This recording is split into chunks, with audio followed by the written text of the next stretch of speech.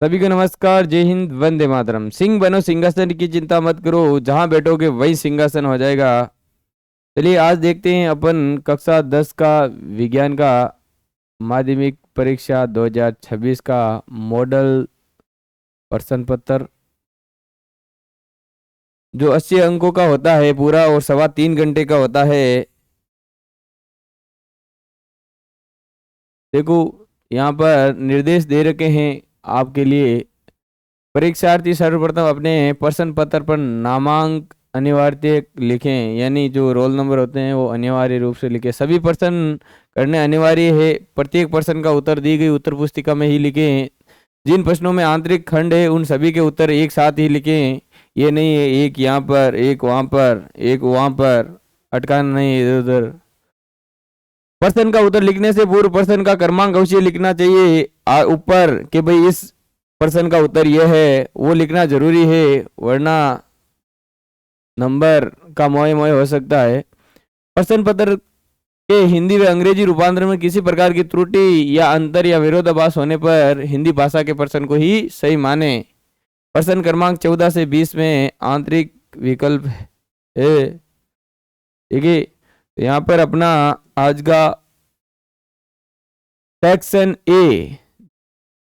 ए है, जिसका पहला प्रश्न है भाई। देखो 18 प्रश्न हमारे एमसीक्यू आते हैं, एमसीक्यू के आते हैं, उनमें से पहला प्रश्न है संगमरमर, यानी संगमरमर साथ में मरना है। संगमरमर को आप कह सकते हो चूना पत्थर। क्या कह सकते हो? चूना पत्थर, या फिर खड़िया कह सकते हो, लाइमस्टोन। ठीक है, और इसका जो सामान्य सूत्र होता है CaCO3, कैल्शियम कार्बोनेट। क्या होता है? Calcium carbonate. तो इसका आंसर सही होने वाला है option C. Option C correct होने वाला है। ऑप्शन जो ए दिख रहा है ये बुझा हुआ चूने का सूत्र होता है CaOH का होल्टवाइज कैल्शियम हाइड्रोक्साइड। और ऑप्शन जो दे दिख रहा है ये बिना बुझा चूना, इस बिना बुझे चूने के अंदर जब आज तो है पानी डाल देते हैं तो ये बुझ जाता है। चलिए अगला दूसरा प्रश्न है लोहे चूर्ण पर। कैसा चूर्ण है भाई? लोहे का चूर्ण है। अरे खाने वाला चूर्ण नहीं है, लोहे का चूर्ण है।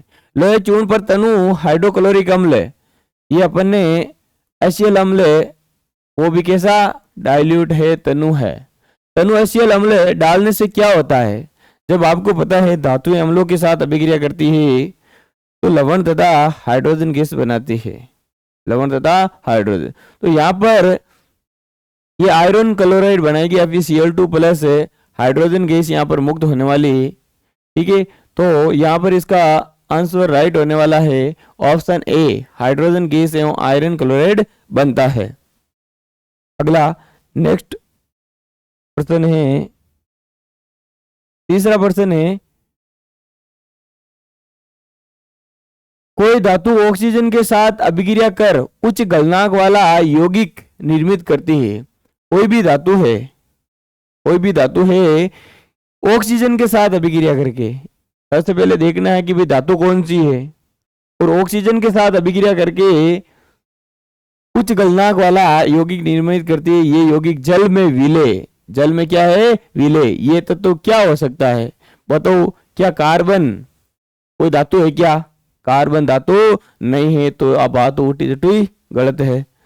सिलिकॉन क्या धातु है क्या? धातु है क्या? ये कैसी धातु है? उपधातु है, ये नहीं हो सकता। आगे पीछे बचा दो, एक तो लोहा, एक है कैल्शियम। तो कोई धातु ऑक्सीजन के साथ अभिक्रिया करके उच्च गलनांक वाला यौगिक निर्मित करती है, वे यौगिक जल में विलय हैं। यौगिक क्या होता है? जल में विलय। यहां पर जो कैल्शियम है ये ऑक्सीजन के साथ अभिक्रिया करके क्या बनाएगा? कैल्शियम ऑक्साइड बनाएगा। इसकी जल के साथ पुनः अभिक्रिया कराएंगे तो ये जल के अंदर घुलनशील हो जाएगा, विलय हो जाएगा, और क्या बनाएगा? कैल्शियम हाइड्रोक्साइड बनाएगा, बुझा हुआ चूना बनाएगा। तो इसका आंसर होने वाला है ए, कैल्शियम। ठीक है जी। अगला नेक्स्ट,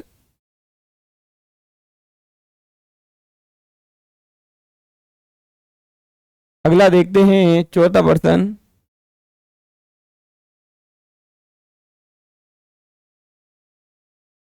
बड़ा हो जा रे।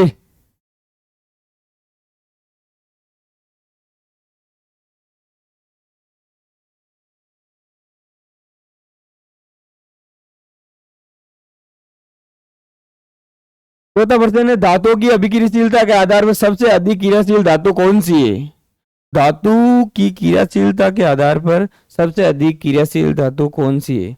तो आपको पता होना चाहिए कि भाई काना, काना, काका, मांगे, आलू, जने, फिरा, प्रभु, हम,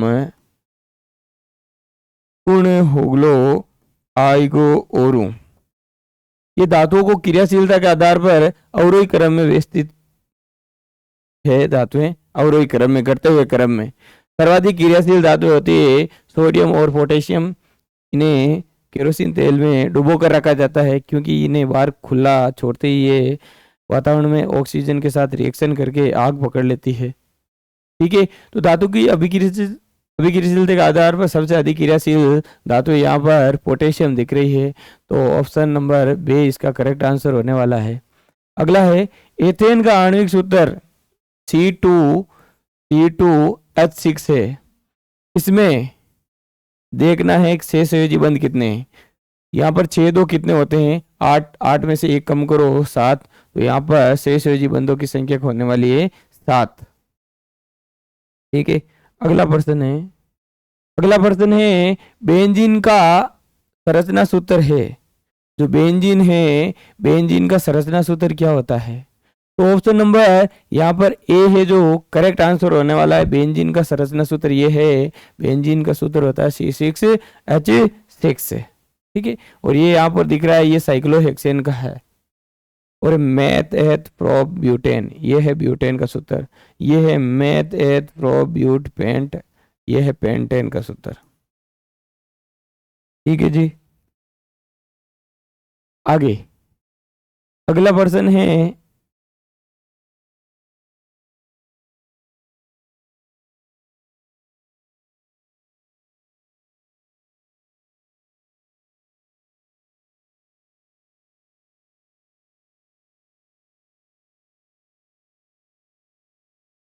अगला पराग कोष, सातवां प्रश्न है पराग कोष में होते हैं। जो पराग कोष होता है, आपको पता है कि भाई जो पुष्प होता है, पुष्प का पुंकेसर भाग है, वो पुंकेसर के अंदर एक तो होता है ये फिलामेंट तंतु और एक होता है ये पराग कोष। पराग कोष के अंदर रहते हैं क्या? पराग कण। क्या रहते हैं भाई? पराग कण, पराग कण रहते हैं। ठीक है, तो क्या रहते हैं भाई? पराग कण। आगे आठवां प्रश्न है अलैंगिक जनन मुकुलन द्वारा होता है। मुकुलन के अंदर अलैंगिक जनन की कौन सी विधि पाई जाती है?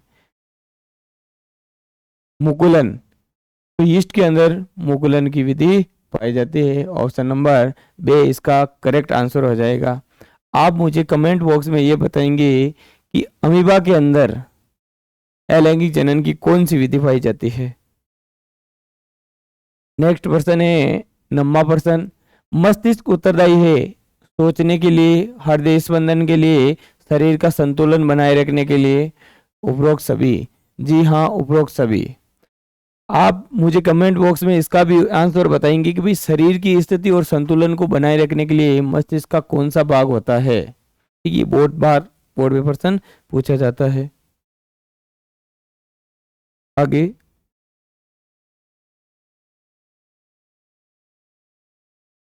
अगला प्रश्न है 10वां प्रश्न है रासायनिक समन्वय देखा जाता है। जो रासायनिक समन्वय है किसमें देखा जाता है?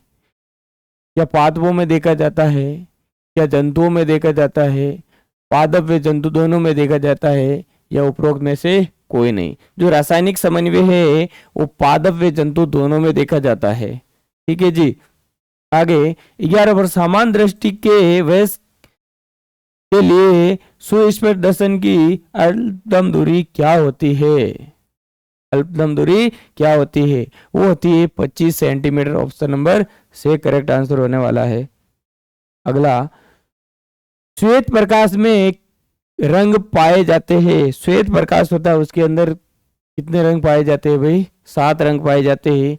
आपको पता है न्यूटन जी थे, उन्होंने श्वेत प्रकाश को जब प्रिज्म से गुजारा तो उन्हें 7 रंगों की एक पट्टिका प्राप्त हुई, जिसे कहते हैं विब गयोर। विब गयोर, ठीक है जी। तो इसका आंसर होने वाला है ऑप्शन ए 7। कौन सा पद विद्युत परिपथ में शक्ति को निरूपित नहीं करता है? विद्युत शक्ति को निरूपित करने के लिए आपको पता है शक्ति कब आती है? जब हम क्या पीते हैं? पी पीते हैं। P बराबर वी आई। ओम का नियम होता है, V बराबर क्या होता है? I R. तो V का मान यहाँ रखते हैं तो ये हो जाता है आई आर गुणा आई, तो P बराबर आई स्क्वायर आर। ठीक है जी। और R का मान यहाँ पर रखते हैं अपन, R बराबर V बटा आई, तो ये P बराबर आई स्क्वायर और V बटा आई। आई से आई कैंसिल, तो वी आई ये तो थे ही अपने। तो यहाँ पर आंसर कौन सा होने वाला है? यहाँ पर देखो, इसको अपन हटा देते हैं, यहाँ पर मान रखते हैं आई का ही। ठीक है, आई बराबर हो जाएगा V बटा आर।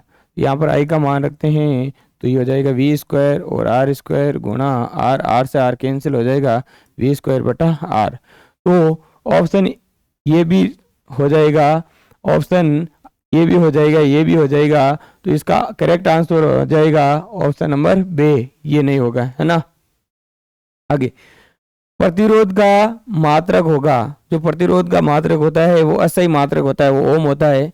वोल्ट मात्रक होता है विद्युत विभव का, विद्युत विभव का मात्रक होता है।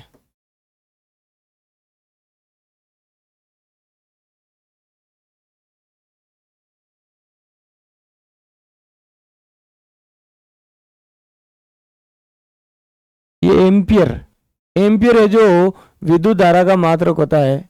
विद्युत धारा का मात्रक एम्पियर होता है। वोल्ट होता है विद्युत शक्ति का मात्रक, विद्युत शक्ति का मात्रक होता है। अगला 15वां प्रश्न है, किसी विद्युत धारावाही सीधी परिनालिका के भीतर चुंबकीय क्षेत्र किस प्रकार का होता है? कोई सीधी परिनालिका होती है, उसके अंदर भीतर एक समान चुंबकीय क्षेत्र पाया जाता है। कैसा पाया जाता है? सभी बिंदुओं पर एक समान चुंबकीय क्षेत्र। नेक्स्ट, ये बोर्ड में पूछा गया है प्रश्न पिछली बार। चित्र अनुसार कोई इलेक्ट्रॉन किसी विद्युत धारावाही किसी चुंबकीय क्षेत्र में क्षेत्र के लंबवत प्रवेश करता है। इलेक्ट्रॉन पर आरोपित बल की दिशा फ्लेमिंग के वामस्त के नियम अनुसार आप इसकी दिशा जान सकते हो। और यहाँ पर बोर्ड ने पिछली बार केवल थोड़ा सा चेंज किया था, यहाँ पर इलेक्ट्रॉन दे रखा था और बोर्ड वाले ने यहाँ पर ऊपर की ओर इसका मुंह का करके धारा दिया था। ठीक है जी, ये प्रश्न था। और यहाँ पर इसका आंसर होने वाला है कागज में भीतर की ओर जाते हुए। ठीक है, ऑप्शन नंबर डी।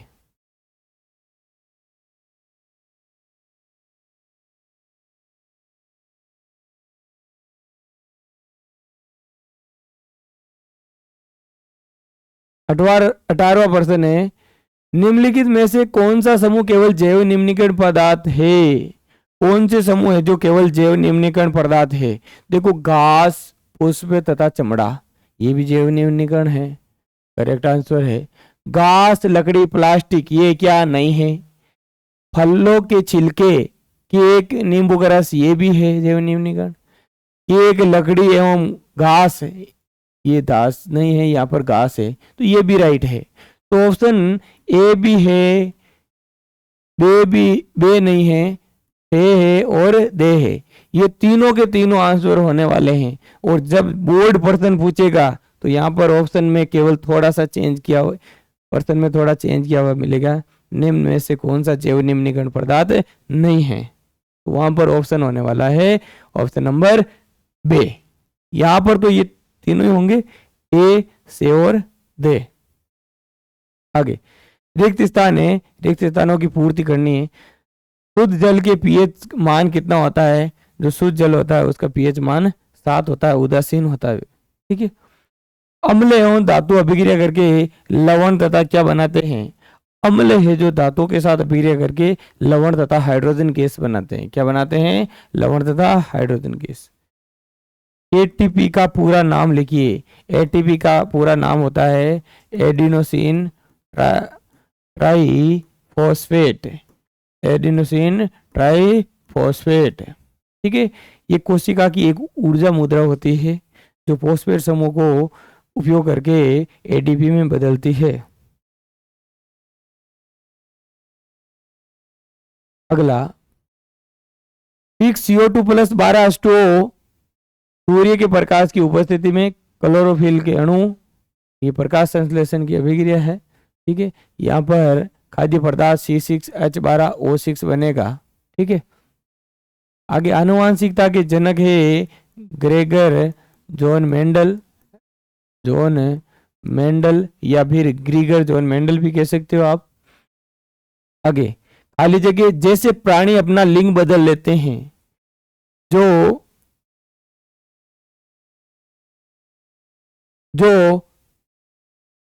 गोंगा जीव होता है, गोंगा जीव होता है, वो अपना तापमान के आधार पर लिंग बदल लेते हैं।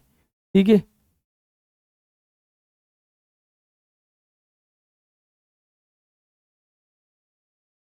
ये ठीक है जी।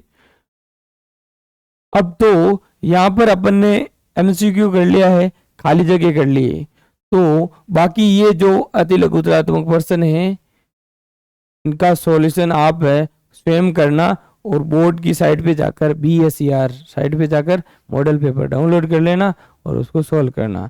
ओके, मिलते हैं नेक्स्ट वीडियो में। जय हिंद, वंदे मातरम।